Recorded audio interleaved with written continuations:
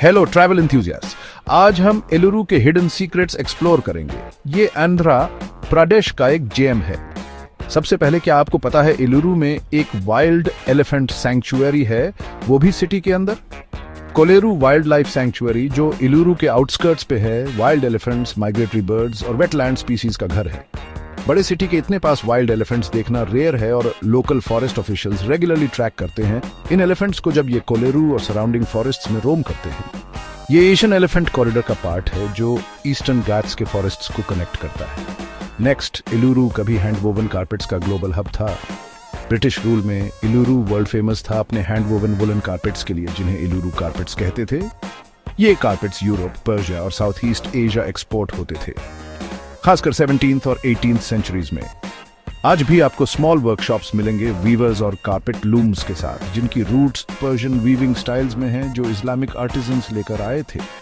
अब बात करते हैं द्वारका तिरुमाला की, जिसे चिना तिरुपाटी या लिटिल तिरुपाटी भी कहते हैं, जो एलुरु से सिर्फ 40 किलोमीटर दूर है। हजारों पिलग्रिम्स हर साल यहाँ partially self manifested idol of lord Venkateshwara के दर्शन करने आते हैं, जिसका अपर पार्ट बाद में सेंट्स ने ऐड किया था। कुछ इंस्क्रिप्शंस के अनुसार ये टेंपल तिरुपाटी टेंपल से भी पुराना है और मिस्टीरियस लेजेंड से घिरा हुआ है। Historically Eluru ancient Vengi empire का पार्ट था। एंशिएंट टाइम्स में इसे हेलापुरी कहते थे और ये 7th और 11th सेंचुरीज के बीच वेंगी चालुक्यास का मेजर एडमिनिस्ट्रेटिव सेंटर था। आर्कियोलॉजिकल फाइंड से पता चलता है कि एलुरु में अर्बन सेटलमेंट्स, जैन मोनेस्टरीज और बुद्धिस्ट विहारास थे।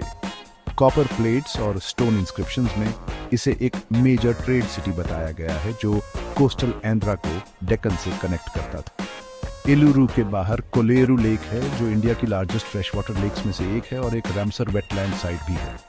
हर विंटर 20,000 से ज्यादा migratory birds including Siberian pelicans, painted storks और फ्लेमिंगोस इस लेक पर आते हैं। इसके यूनिक इकोसिस्टम की वजह से इसे लंग्स ऑफ कोस्टल आंध्रा कहा जाता है और ये बायोडाइवर्सिटी के लिए क्रूशल है। एलुरु ने तेलुगु फिल्म इंडस्ट्री को कई रिनाउंड पर्सनैलिटीज दी है, जैसे अलारी नरेश और कॉमेडियन ब्रह्मानंदम।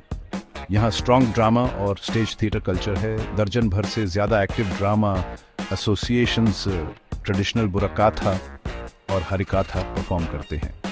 गंतुपाली बुद्धिस्ट केव्स को मिस मत कीजिए, जो एलुरु से सिर्फ 40 किलोमीटर दूर हैं।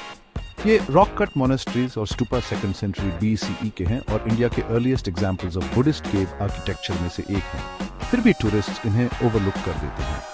दिसंबर 2020 में एलुरु एक मिस्टीरियस इलनेस आउटब्रेक के लिए हेडलाइंस में था, जहां 600 से ज्यादा लोग सडनली सीजर्स, ब्लैकआउट्स और डिसोरिएंटेशन की वजह से फेंट हो गए थे। Initial theories lead contamination in water से लेकर पेस्टिसाइड पॉइजनिंग तक थी, लेकिन कोई सिंगल कॉज ऑफिशियली कंफर्म नहीं हुई। एलुरु में आंध्र प्रदेश की कुछ वाइडेस्ट अर्बन रोड्स हैं, क्योंकि ग्रैंड नेशनल हाईवे NH16 यहां से गुजरता है, जिससे ये AP के बेस्ट कनेक्टेड सिटीज में से एक है।